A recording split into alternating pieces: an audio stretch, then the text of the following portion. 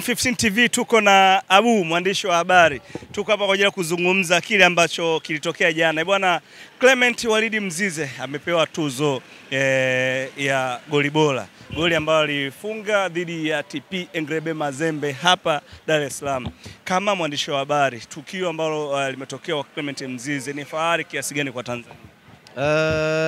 Tuna fahari kubwa kwa kwanza ni kijana wa Tanzania, pili anatokea kwenye ligi yetu ya ndani, kwa maana ya NBC Premium League, ligi ambayo kwa sasa tunaizungumza iko kwenye viwango vya juu zaidi, iko kwenye top 10 ya ligi zetu, kwa maana tunaizungumza kama sio nafasi ya 5 ni ya 6 kwenye ligi bora barani Afrika.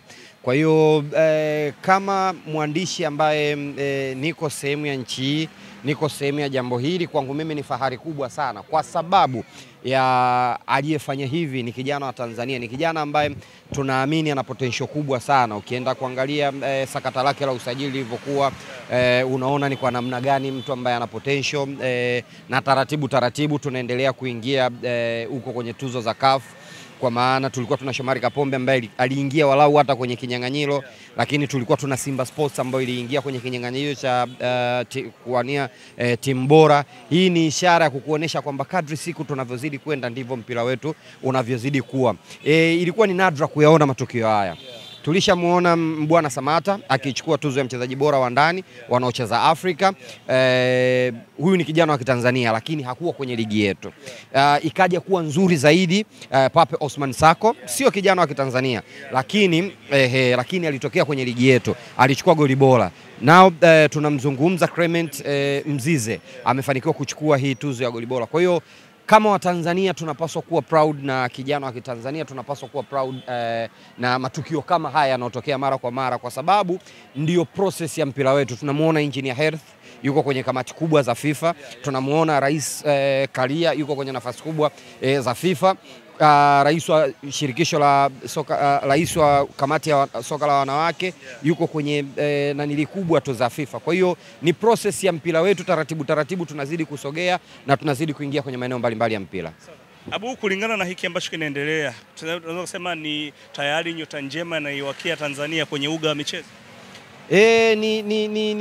Ni kweli, na tunaweza tukasema hivyo kwa sababu kumekuwa kuna hizo process.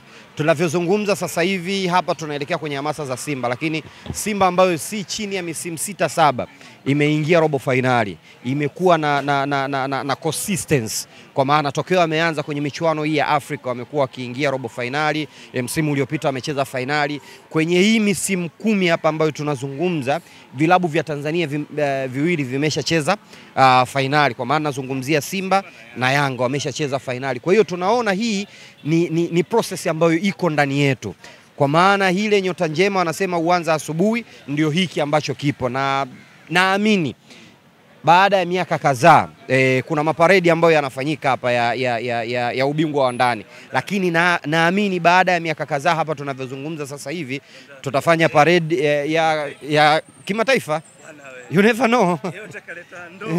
Yoyote atakuwa kombe lolote lile kwetu sisi ni tunahitaji starting point, kwa maana pa kuanzia. Tumeshaanzia, tumecheza robo finali nyingi, tumecheza finali kwenye vilabu vyote viwili. Tunategemea na kwa mara ya kwanza kama nchi tunapeleka timu 4 hatua ya makundi. Hii ni alamu ambayo tunapaswa kujikumbusha wenyewe kwamba mpira wetu sasa hivi ulipofika, hatutakiwi kuleta uswahili.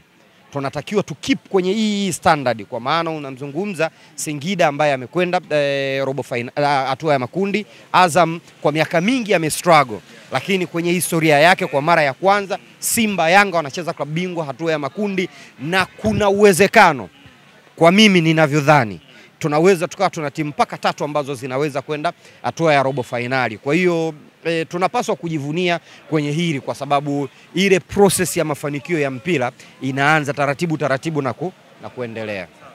Pengine uwekezaji ambao unaendelea kwenye hivi vilabu inaweza kuwa ni chachu ya vilabu kufanikiwa kwenye hatua hizi, mpaka tunaona sasa hivi bendera Tanzania, tukiangalia makundi naweza sema Tanzania miongoni mwa timu kubwa ambazo moja kati ya mataifa makubwa kimpira ambao mpaka sasa hivi timu ziko 4. Mataifa makubwa ya kimpira bado nina question mark na hilo. Bado acha niendelee kujiuliza vizuri. Next time tukizungumza nitakuwa najibu hilo, lakini kusema uwekezaji ni 100%. Naweza kusema uwekezaji ambao umewekwa kwenye hivi virabu ndio unatusaidia kufika hapa. Kwa maana ukizungumza unaiona Man City kwenye transition yake ya kutoka hapo ilipokuwa kwa maana ya kuanzia kwenye miaka ya 2010 kurudi nyuma, na Man City ya kuanzia miaka 2010 kuja hapa mbele ni tofauti. Ni kwa nini? Wameingia matajiri kuzichukua hizi timu. Unamzungumza Sheikh Mansour ndo ambaye ameichukua mwekezaji, amefanya usajili wa kiwango cha juu, ameleta mabadiliko mengi kuanzia kwenye infrastructure, wachezaji na vitu vingine vingi vimewasaidia Man City kufika pale walipofika. Ukimtaja Barcelona, ukimtaja Real Madrid, ukimtaja Manchester, ukimtaja Arsenal, ni vilabu ambavyo tunavitaja viko stable kiuchumi, na ndio maana vinaweza kufanya hivyo vinavyofanya. Tukirudi Afrika tunamtaja Ahly. Ahly ni top ya mafanikio ya Afrika. Ili uwe mpira uweze kufanikiwa kwenye mpira wa Afrika, role model wako anapaswa kuwa Ahly. Kama Ahly ana zaidi ya thamani ya bilioni 96 na 7. Umeelewa?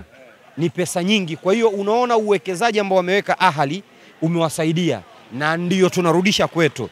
Miaka kadhaa ilikuwaje? Simba ameshashiriki mara kibao lakini alikuwa havuki.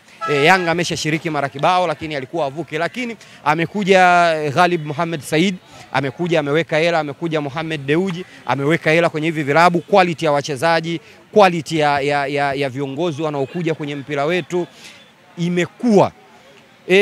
Tunazungumza Simba ambaye alikuwa na mchezaji ambaye ameimbwa si chini ya misimu 5-6 kwenye mpira wetu wa Afrika. Unamzungumza Clatous Chota Chama, mmoja wa wafungaji bora wa muda wote, yuko kwenye nafasi ya 8 ya 9, mmoja wa wafungaji bora wa muda wote, amecheza ligi ya Tanzania.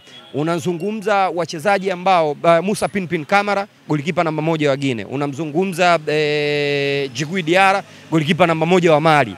Mali ni taifa la kimpira, lakini golikipa wake namba 1 anacheza ligi ya Tanzania.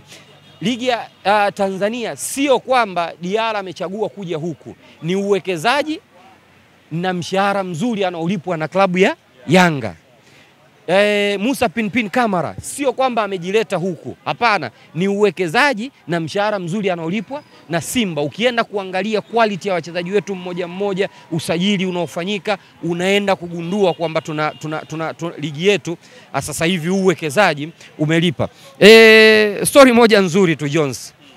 Jana kwenye zile tuzo kuna tuzo ya Fiston Kalala Mayele kama mchezaji bora anayecheza ligi za ndani.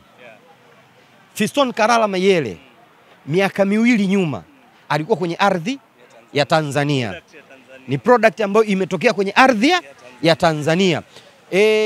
Kwa nini nimekuambia Fiston Kalala Mayele? Fiston Kalala Mayele, Pyramid walipoona huyu ni bora anatufaa kuja kwetu, kwa sababu ya uwekezaji wao ni mkubwa, wana pesa kubwa, wakamwambia Fiston Kalala Mayele, mshahara wako ni huu, kiasi cha pesa sisi tutakutoa kwa kiasi hiki. Fiston Kalala Mayele tumeona alichokitoa jana. Stefan Azizi Ki anacheza sasa hivi Wydad. Alianza kwa kusuasua lakini sasa hivi anacheza Wydad. Unaenda kuangalia hao ni wachezaji wenye quality kubwa, lakini baada ya kuona wanafanya vizuri, Luis Mixon alifanya vizuri hapa. Kwa sababu ana nguvu ya kiuchumi waliokuja wakamchukua. Kwa hiyo nguvu ya kiuchumi inaweza kukusaidia wewe kutoka hatua moja kwenda hatua nyingine. Kwa hiyo hawa wawekezaji kuna maneno mengi, kuna vitu vingi ambacho mimi natamani ni kuwalinda hawa na kuwatengenezea mazingira mazuri na sahihi ya kuendelea kuwekeza. Abu, tumezungumza mengi bwana, nashukuru sana, madini ya kutosha. Mtazamaji wa M15 na enjoy sasa. Aendelee kupata burudani, tupo kwa ajili ya kuhabarisha, tupo kwa ajili ya kusaidia hivi, na kitu kimoja ambacho akisemwi, Jones, Fabi mnafanya kazi nzuri kama brothers kwenye media. Tunavutiwa na kitu ambacho mnakifanya kwa sababu mmechagua engo yenu, mmechagua namna yenu ya kufanya kazi. mnafanya kazi nzuri bila kumsahau Memo. Shukrani sana. Asante.